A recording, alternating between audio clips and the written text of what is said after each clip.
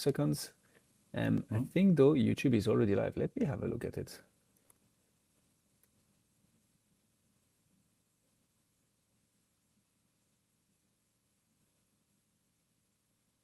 Yes, it is working. Amazing. I love technology. All right, let's get started for YouTube then. Anders, welcome to Podcast Gurus. Can you please tell us your podcast story? Yes, thank you so much for having me. It's great to be here and speak about our podcast. It's something we have been doing for like 5 years. It's called AI After Work. And the reason behind it was that we had a friend called Goran who is driving an event business called Hyperite. And then the pandemic happened, and all the event businesses basically was canceled, and it was really tough times, for a person that is otherwise working only with events. So we thought, me and Henrik, who are the co-hosts of AI After Work, we thought, we should do something to try to support him and Hyperite during these difficult times. So then we started a podcast, and we are all fans of some of the biggest American podcasts like Joe Rogan's podcast and Lex Friedman, etc. So we thought, why not be inspired by that and start something similar? So we thought we would call it AI After Work, and we uh, literally want to have an after work. So the idea was that we simply sit with some friends and have some guests and speak about our passion, which is artificial intelligence. So we are, doing that more or less every week, every Thursday evening, and we're going live streamed and no editing, and just right out to the hyper void, so to speak, and speaking with our guests. Been doing that for like 5 years and 160, 170 episodes or something by now. It's not too bad. Do you have drinks at the same time since an after We walk, or have do a you keep beer or it two, reasonable? yes. Yeah, we don't go as far as Joe Rogan with whiskey and even stronger things, like when he had Elon Musk on the show and he smoked For something. instance, So we don't go that far, but some beers, yes, we usually have as well. having the right inspirations here. Does the conversation around AI and you know assumptions around AI go stronger and stronger as you get more and more beers in, or does it stay really reasonable? If it goes well, can you just elaborate? What did you mean? So I was just curious to know, you start talking about AI, it's very serious, and then Hmm. as beers flows, right? Ah, You're like make more, yeah, I see. let's say, We just bold and know. imaginary. It can be nice, for the people that are joining as guests. Sometimes they are a bit nervous, for us having done it so long, then, we just do it and it's not a problem. But yeah, it can be some way to open up for the guests at least. And it usually takes like half an hour sometimes for some of the guests to really become a bit more comfortable and open up. So we do this kind of long form type of podcast where we usually speak about 2 hours. We try to keep it shorter, but we usually fails because we get into one rabbit hole after the other and speaking about amazing things and fun stuff.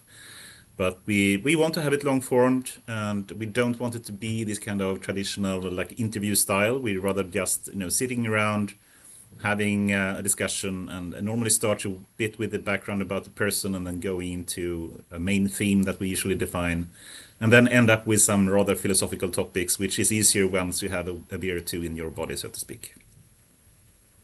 Even to that. Why the choice of going live every Thursday? Like, why not just recording it and publishing on the different podcast platforms? Why the choice of going live? Yeah, but we have, Goran, who is the producer of it, and me and Henrik are usually the co-hosts of it, and we really don't have the time to work with this podcast that much. We want to have a really lightweight, streamlined way of running these podcasts, and we perhaps prepare half an hour and just doing some research on the person, and then just talking about it. And if we were to have a bit more produced version of it and having to do editing, etc., it would take more time for all of us, which we don't have. So partly it's because we don't have the time, but secondly, I think it also brings a sense of transparency and authenticity for the podcast. So people can know that this is actually literally what we say, and it works surprisingly well, I must say. I like it. The so you've published 100 and I had prepared the exact number 178 episodes in Oh, about really? 5 years. It's more than I thought. Yeah, cool. Yeah, you did. At least that's what Apple Podcast is saying. Yeah.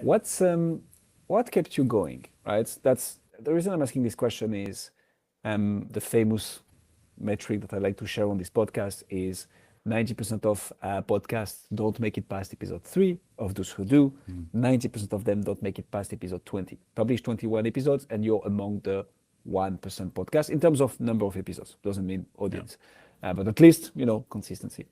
You've published 178 whilst going live. What's keeping you going? It's fun. I mean, that's literally one of the important things about the podcast. It's supposed to be an after work. We're supposed to just sit there and speak about our passion, which is AI. And another thing is surprisingly educational. So, I'm a deep tech and a passionate guy about AI and also about, how to scale value from AI in businesses and leadership kind of questions. But this is a topic that is, a passion of ours, and that's why it's simply fun and really useful. I mean, to get this kind of broader view by speaking to the leaders, primarily in Sweden, because we want to, have the recording done physically in the studio. It really brings a broader view and deeper understanding of what the challenges and possibilities are with AI by talking to these people and doing that in a deep, long format style. So primarily because it's fun, but also because it's surprisingly educational and useful. I like the lesson here. Like, in order to keep going, you need to keep it fun. The recommendation I give to people who want to start a podcast, right, in terms of number of episodes, is Yeah. whatever number you're comfortable sustaining for a long period of time, right? It's like going to the gym. It's not going to be Yeah. of use if you go 10 times a week for a month and then you just stop because you've injured yourself or whatever reason that came up. So something that will make it Right. sustainable. And you're doing that very well with podcasts just by keeping it fun. That's an interesting thing. I So, never thought, 5 years ago that we would continue for this long, but we've been doing okay, that and enjoy it. So it's yeah, surprising, I think, to all of us, but fun. here we go. So one thing that is very interesting about your podcast, Anders, is that you keep on going without having even a business behind it or a monetization aspect to it. Can you speak a bit more about this? Like, did you have some opportunities that you didn't take, or how come? Like, how come that you've published close to 200 episodes by now, purely Yeah. for fun? Of course, we could have taken in sponsorship, and we have a lot of people and companies that would be able to do so. Our producer, is working in this event business, so he's doing that every day, and it's his living. But not keeping it out free of ads and free of sponsorship has also its values. That means that we have no incentive to be biased in any direction, and then since it's rather lightweight in terms of time that we have to spend into it, etc., we can still keep going without having a big like monetary impact from it. So I think it's rather nice to not have to listen to all the ads and the sponsorship messages that you otherwise have to listen to many other podcasts. And I'm really glad that we've been able to continue to do that without taking in that type of money. Is that something that, because obviously AI is all the hype, right? When you started in 2020, ChatGPT didn't come out yet. I think was it 2021 or 2022? Oh my God, I don't 22 even in remember. November, when 22, the ChatGPT application and GPT 3.5 was released. Yes. right. And thank you for this. That's the interesting thing, right? When this came out, you were already 2 years in the making of an Yeah. AI focused podcast. So Yeah. given the context and given everything going around AI right now, you were in the perfect position to build the business out of it and to make money out of it. So that's really interesting that you made the decision of not doing that.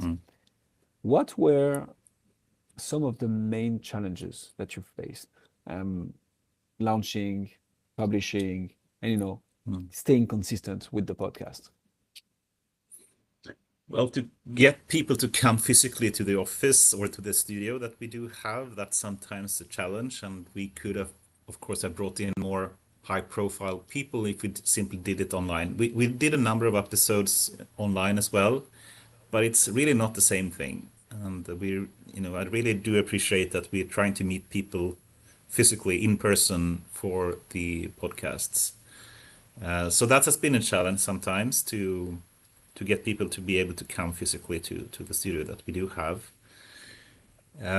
Besides that, um, it's always, you know, an interesting challenge to see who we should bring on. We had some examples, I won't name the people, but some failures for sure out of the episodes where it didn't turn out well, but in most cases it has. And then, so that's always interesting. Who should you really bring on? And after a number of years, you start to become, more, more have more expertise in this and can know, who you should not bring on. But still, that's been one challenge for sure.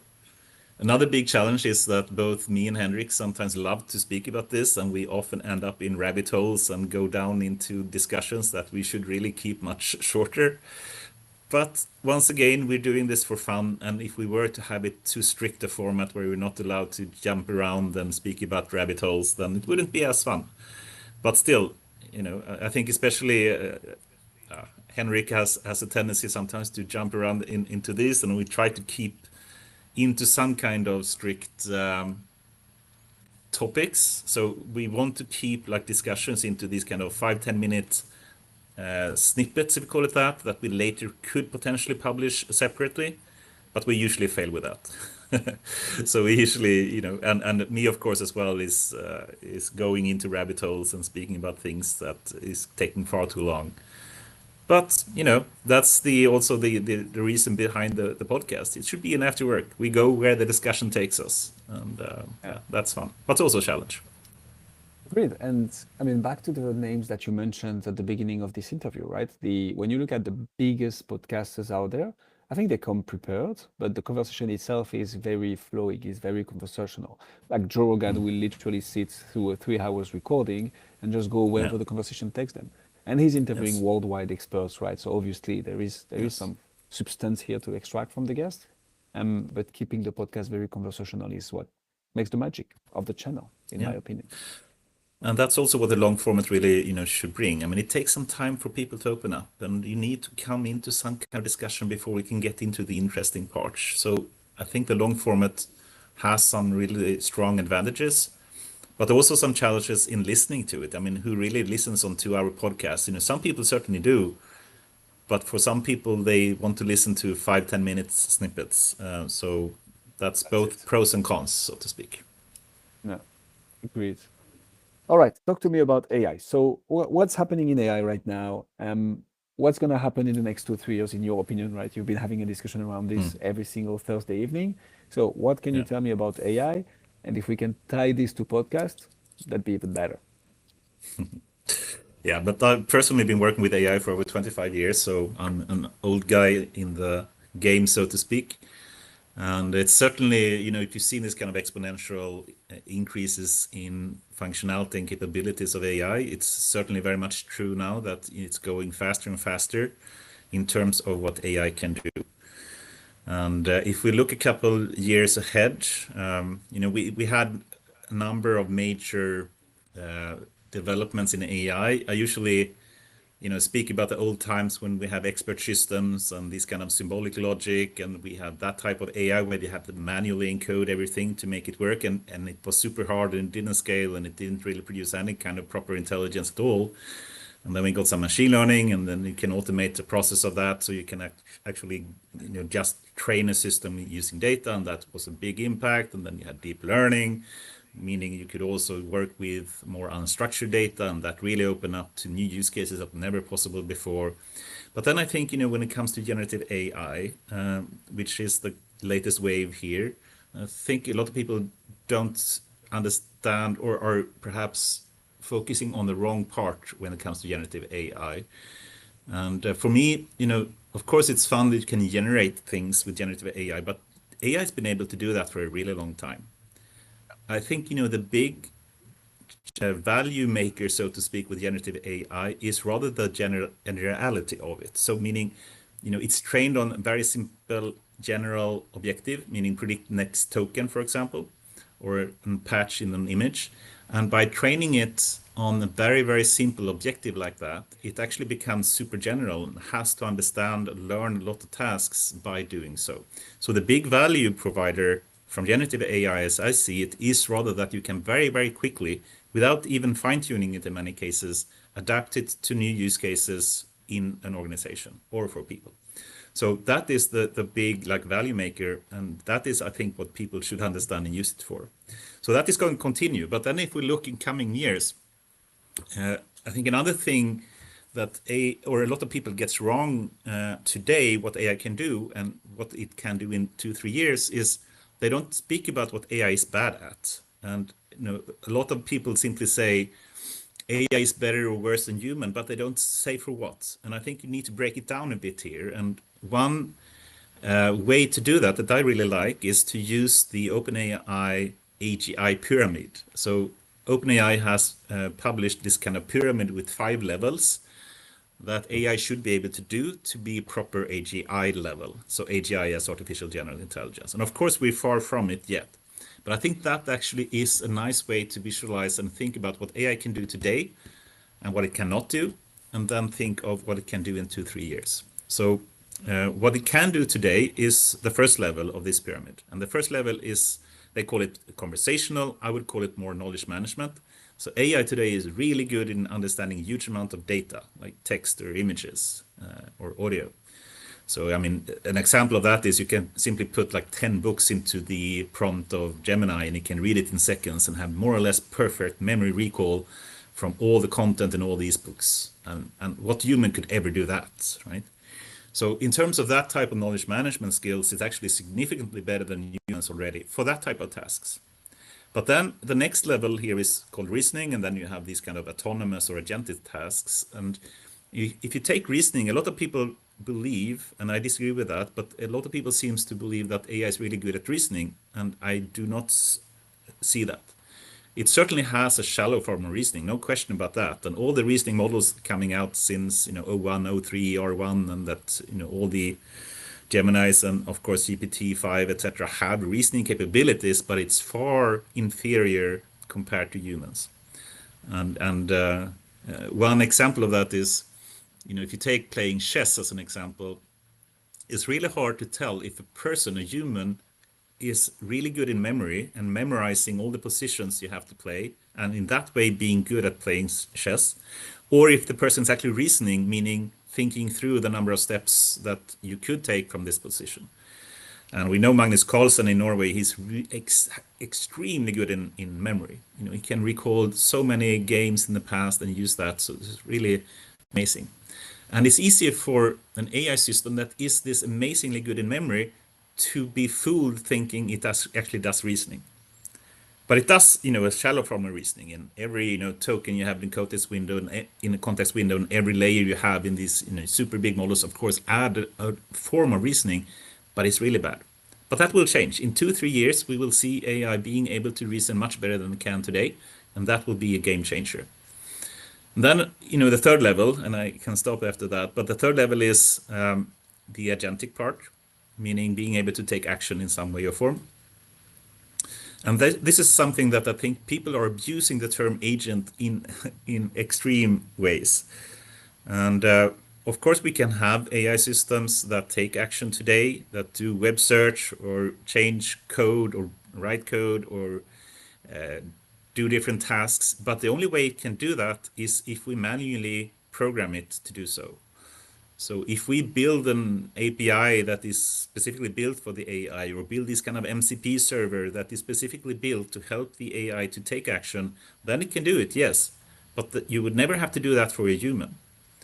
So we still have a long way to go before AI can really take actions autonomously. And this is the point with layer 3. It should be able to autonomously take action. And we actually cannot do that, I would say, today, only in a very, very shallow way. But in 2-3 years, we probably can. And that will be a big, big change. And that is when potentially, as Sam Altman called AGI, or define AGI.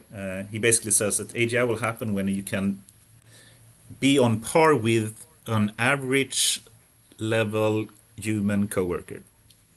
And we certainly cannot that today, but in 2-3 years we're starting to get there, and that will be interesting time. Interesting or scary? I don't know if you Yeah, saw, yes. so the moment we're recording this episode is the 3rd of October, 2025. Mm. And Sora 2 just made announcements everywhere. Yeah. Because when we think about podcasting, right, and like digital media, digital marketing, it's about Mm. producing high quality, authentic content that you can repurpose a bit everywhere. Mm. When you see tools like Sora 2, like what are you thinking when it comes to online content creation? What Mm. is it that for that specific niche, AI cannot do that we podcasters must double down on to make sure that we stay ahead of AI, or at least we're not trying to compete with an entity, dare I say, Mm. that is impossible to compete with. Mm. Yeah, it's a great question. And Sora 2, of course, is amazing. And the way it can create content, video, and audio in that way is really amazing. And it's so fun to play around with. And what you can do is really cool. And also the new Cameo feature, that enables you to put in yourself or someone that has, authenticated oneself into the video is super cool. So many cool things with Sora 2 for sure. But still, if you think about it, it's still on level 1 here. And I think that's an Yeah. interesting uh, thing to consider here because it is basically, it's I read a lot of different videos and audio and text, and in that way, being able to understand what you should create in terms of the video, given the prompt that you have. And then the question is, can it reason? And these are one of the more advanced models, of course. So you can think, can it reason according to laws of nature? It's surprising how well it can, for example, handle fluid water, for example, and how they can seem to predict how the laws of nature works, which is surprisingly well. So it is interesting that you can learn um, these kind of laws of nature by simply training on it. Otherwise, you have to do these kind of Navier-Stokes kind of super difficult, partial equations to be able to solve it, and it can simply learn that from data, and that's really cool. But it has some form of reasoning in that sense, but it's still very shallow. And then, of course, it can't really take action at all right now. So it's still on level 1 mainly. And that's interesting, right?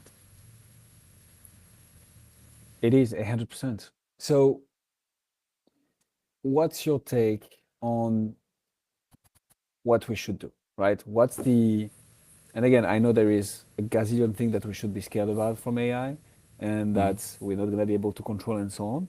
I'm just trying to, pick your brain on that one thing. The analogy that I like to take is Jeff Bezos, right? When he was building Amazon, he was not Mm. asking himself what's going to change in 10 years or what's going to be the next innovation in 10 years, because I think, especially with AI, we have absolutely no idea of like the speed at which AI can evolve and like do stuff. Yeah. So it's very hard right now to predict what's going to happen in 10 years. Mm. What Jeff Bezos was doing when he was building Amazon, it was asking himself, what is true today that will stay true in 10 years, that we should double down on? Well, people are still going to want fast shipping. They're still going to want large amount of choices, ideally cheap ones, and they're still going to Yeah. want great customer service. So if we double down on those aspects, we're going to win in 10 years.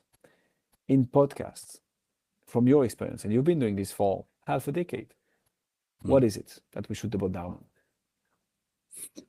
It's interesting when you consider interesting tools like Notebook LM from Google that enables you to create a podcast with really nice discussions with two people, discussing with each other about the topic that, you simply send in some document and it can seemingly do a podcast potentially really well.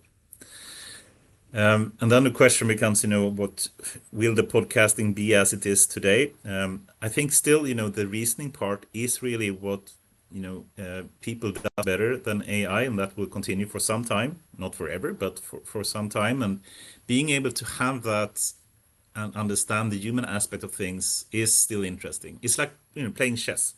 we know that AI is much better in playing chess, but we still watch humans playing chess, and humans still find it fun to play chess. And I think also in podcasting that will also always be the case, that you want to hear a specific person's point of view on things, and that's what you should really try to keep at, to make it clear that this is connected to some person. We have some kind of understanding who it is, so it's important to also describe, who is the person now joining the podcast, so we can have this kind of connection to the person, to the human, and have the human touch, so to speak. So I think that's important also in 10 years when it comes to podcasting.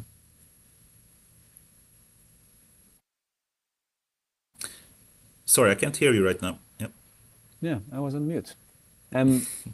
I like that, and that's obviously what we always fall back into with podcasting. I feel is that human connection, right? That conversation, this authenticity that we have when we do lives, but also Yeah. with the podcast. I'm just very curious to see when AI is going to be able to replicate properly, right? Storytelling and like create people, fictional characters that are going to be, so looking so real that we're gonna be able to relate to them, identify to them, and so on. We're not there yet, but I feel that's what may be happening at some point. Yeah, for sure. Yeah, and it's a lot going to happen there. But I think, an interesting question sometimes is how companies should approach AI. And I think, that's such an interesting topic. And podcasting, yeah, but how should companies do this? I think, that is something that's very important to me, because so many companies are failing by trying to find value from AI. And that's a shame, because I believe we can easily see there is a huge potential in finding value from AI. And it's easy to see the big, hyperscalers. They, of course, are very high in AI maturity. And as Google said in 2015, they're going AI first, meaning AI is going to be part of every product and services and the way of working that they have. And it's been super successful for them. As for the other, top 10 most valuable companies in the world, which are more or less all of them hyperscalers. So I think that's an interesting question to ask. How can we as a company that is not a hyperscaler still find value, and why are 95%, as the recent MIT studies said, failing in finding value from AI, right? Amen to that. And thus, this was a great masterpiece on how to leverage AI. Well, how to not necessarily leverage AI, but how to think about the changes that are going to happen in AI and how to implement this in podcast and how to differentiate potentially. If people want to find out more about you, see what you do, or listen to your podcast, where should they go? You can find me on LinkedIn, Anders Arpteg. They can also find the podcast if they search for AI After Work Podcast, and you will have a domain called aiafterworkpodcast.com. You can find more information there and connect to me on LinkedIn. And reach out if you have any questions. We'll put all the links in the description. And thus, thank you so much for coming on Podcast Gurus.